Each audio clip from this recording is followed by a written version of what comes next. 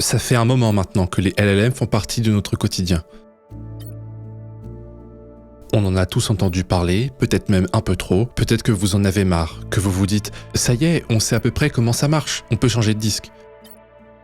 En même temps, on parle toujours des mêmes choses, de comment l'IA va nous remplacer, de business avec l'IA, de comment build avec de l'IA, ou pourquoi il faut absolument mettre 200 € dans ce modèle incroyable ce mois-ci.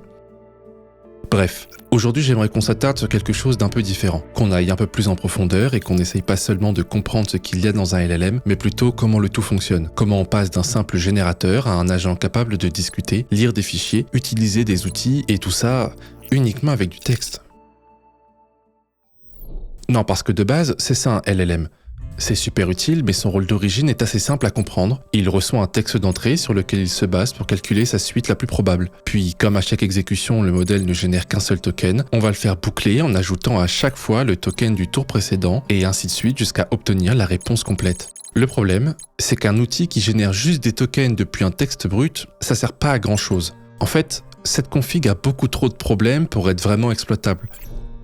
Déjà, il est impossible de savoir comment le modèle va se comporter après qu'on lui ait donné notre texte. Par exemple, si je dis au modèle « Comment faire une tarte aux pommes ?», je suis incapable de savoir ce qu'il va me répondre. Vu qu'il n'y a aucune structure définie, il pourrait très bien générer une réponse, d'autres questions, ou alors simplement continuer le texte. Car dans ces trois cas, la complétion est logique pour lui, mais imprévisible pour nous. Ensuite, le modèle n'a pas toujours besoin du même nombre de tours pour générer sa réponse. Donc il faut qu'on sache où et quand arrêter la boucle pour éviter qu'il continue à générer, même quand il estime avoir fini. Et ben là aussi, c'est presque impossible de déterminer où se trouve la fin de la réponse, vu qu'on n'a pas d'identifieur stable pour la détecter. L'une des solutions qu'utilisait OpenAI avant GPT 3.5, c'était les stop sequence. Ça consistait à définir des mots ou des tokens qui arrêtaient la boucle dès qu'ils étaient détectés dans la réponse du modèle, comme un retour à la ligne par exemple. Sauf que dès qu'on veut des réponses avec une structure plus complexe, cette solution marche pas très longtemps. Bref, je pense que vous commencez à comprendre le problème. Si on avait gardé ce système, on n'aurait jamais pu utiliser l'IA comme on le fait aujourd'hui. Si on veut un chat, des tools, des fichiers et j'en passe, on a besoin d'une structure de texte bien définie et beaucoup plus prévisible. Et c'est exactement le rôle du chat template. Le chat template, c'est un format qui est arrivé pour régler tous les problèmes qu'on a vus juste avant. La logique est simple. On va utiliser des balises pour structurer le texte par bloc. En gros, c'est un peu comme une interface visuelle, mais comme le modèle ne voit pas comme nous, on structure le texte avec du texte. Ce schéma a été créé et documenté par OpenAI en même temps que GPT 3.5, le modèle derrière la première version de ChatGPT. C'est pour ça que je vous disais tout à l'heure que les stop sequence étaient surtout utilisés avant ce modèle, parce qu'à partir de ce moment-là, ils n'ont pas super bien vieilli. La structure du chat template comprend une balise de début et de fin. Et vu que tout dans son contexte est structuré comme ça, il va systématiquement signer chacun de ses messages par une balise de fin. Et c'est ça qu'on va écouter pour savoir quand arrêter la boucle et considérer la génération comme terminée. En plus des balises, on va ajouter des rôles au début de chaque bloc pour indiquer au modèle de qui provient l'information, si elle vient du système, de l'utilisateur ou bien de lui-même. Ensuite, pour être sûr que le modèle signe bien chacune de ses réponses avec cette balise, on va aussi l'entraîner sur un dataset spécifiquement concentré sur ce format de réponse, en plus de son dataset de base. Alors évidemment, la structure d'OpenAI n'est pas la seule qui existe. Par exemple, Llama 3 utilise ce genre de balise, tandis que les modèles de Mistral utilisent plutôt cela. En tout cas, maintenant on peut convertir le JSON de nos messages vers ce template pour retranscrire les informations au modèle. Mais on n'a pas encore fini.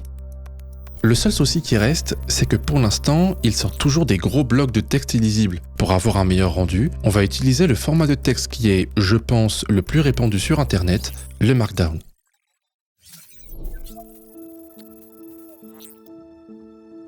Pour expliquer rapidement ce qu'est le Markdown, c'est un standard de mise en page qu'on retrouve beaucoup dans les apps comme Reddit, GitHub ou Notion, et qu'on définit à l'aide de différents marqueurs textuels.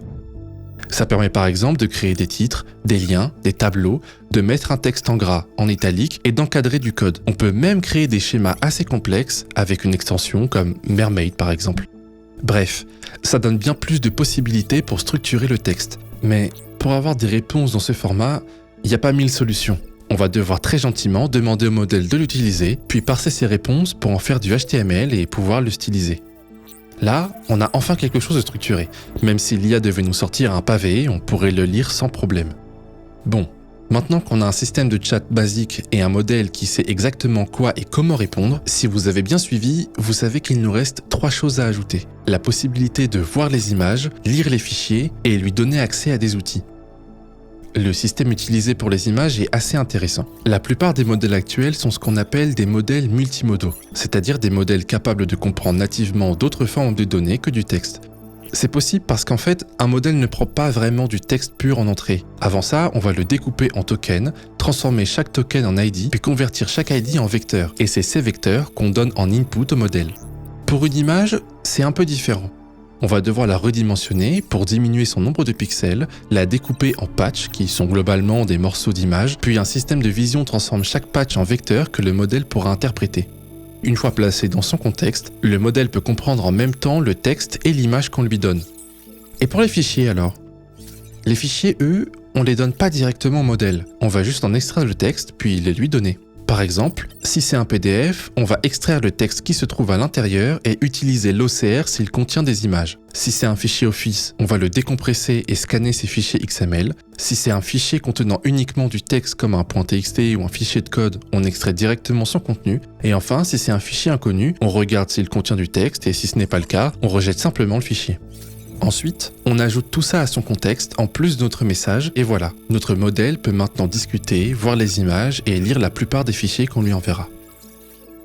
La dernière chose qu'il reste à faire, c'est de lui donner des outils, ou plus généralement des fonctions, et lui permettre de les appeler. Si vous vous rappelez bien, tout à l'heure on a vu les chat templates, qui ont permis de régler pas mal de soucis liés au formatage du contexte. Eh ben ils n'ont pas servi qu'à ça. Si on peut structurer le contexte directement avec des balises, on n'a qu'à permettre au modèle d'utiliser ce format pour structurer aussi ses réponses. Comme ça, on pourra différencier sa réponse de l'appel de fonction. Pour commencer, si on veut que le modèle sache quoi appeler et comment, il faut lui donner une courte définition de chaque fonction. Pour l'exemple, on va créer une fonction nommée createToDo qui permet d'afficher une liste interactive sur l'interface et qui attend comme paramètre le nom de la liste et les tâches associées. Ensuite, on va dire au modèle qu'à chaque fois qu'il veut appeler une fonction, il devra utiliser une balise spécifique, mentionner le nom de l'outil qu'il veut appeler et mettre à l'intérieur les paramètres de la fonction au format JSON.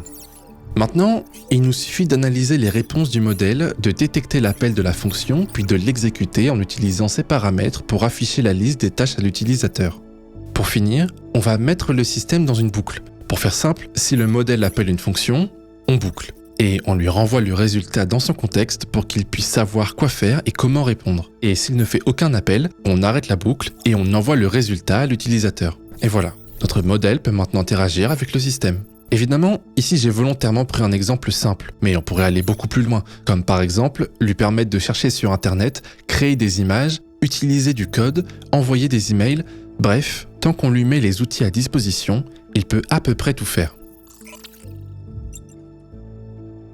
Bon, je pense que c'est plus clair maintenant. Pour transformer un LLM en agent, il y a pas mal de choses à faire avant d'y arriver. Comme je l'ai dit au début, on s'attarde beaucoup sur l'efficacité des modèles, mais il faut pas oublier que la qualité de son environnement est tout aussi importante. Finalement, tout ce qu'on a fait là revient en quelque sorte à créer 2 interfaces, une pour l'utilisateur et une pour l'IA. Pour éviter les erreurs, les hallucinations, les ralentissements et tout ce qui pourrait impacter négativement le modèle, il faut penser ces outils avec la même attention qu'on le ferait pour celle d'un utilisateur. C'est pour ça que faire une app comme Codex, Cloudcode, OpenCode ou Cursor, c'est pas si simple. Un modèle peut avoir des comportements différents en fonction de son environnement. Et le but, c'est de trouver celui qui sera le plus efficace.